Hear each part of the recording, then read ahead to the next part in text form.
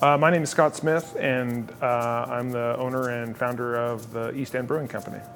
My name is Malcolm Fraser. I'm a home brewer with the homebrew club in Pittsburgh called Trash, Three Rivers Alliance of Serious Homebrewers. I got involved with this project. I've known Leah for a while and been following the work they do over at 412 Food Rescue.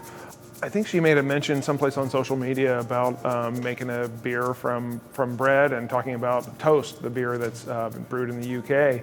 And I went, hey, we've made beer with bread before. We've done it half a dozen times with a little different intent, but that'd be something we'd love to do, and what a great cause to support.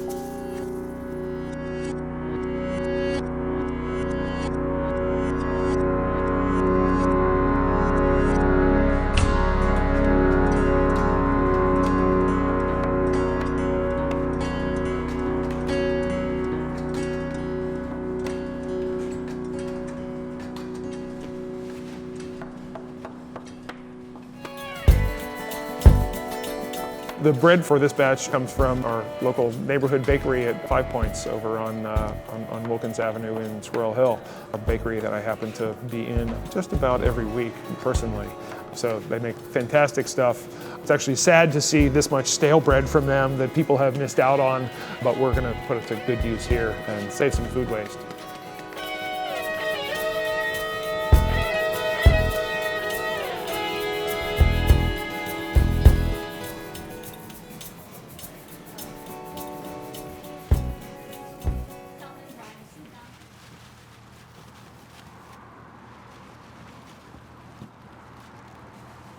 So this is bread that would have been otherwise discarded, which is the whole concept behind 412 Food Rescue, and we're just going to turn it into a delicious beverage.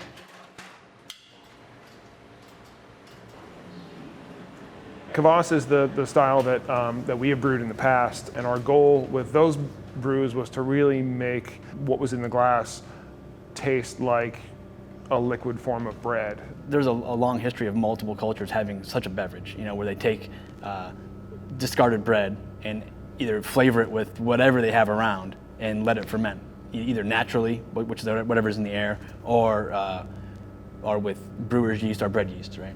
But for this beer in particular, we went for a low alcohol, hoppy pale ale type beer.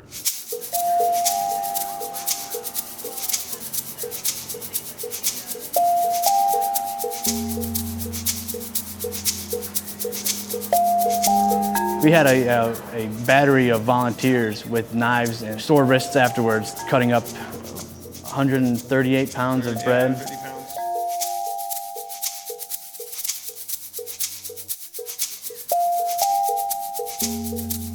Part of the process, we have to create sugar for the yeast to make alcohol. So normally we get that sugar from grain, but for the bread beer, of course, we're adding an element of the bread. So that'll be added to the grain, so we'll augment a portion of the mash and add water to the grain and the bread. We added a little bit of rice hulls to help remove the sweet wort from the mash. That process takes about a half an hour. That sits for about an hour and a half while we do our conversion from starch into sugar. And of course we want sugar so that later on we can ferment that and make alcohol from it.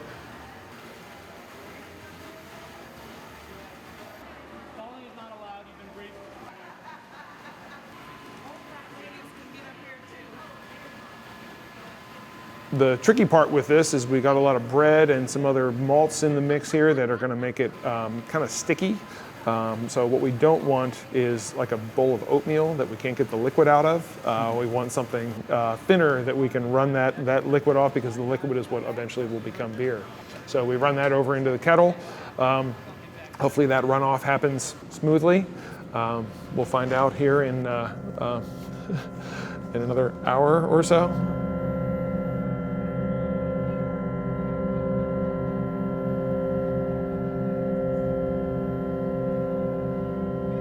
Then we move on to the lautering and boiling phase.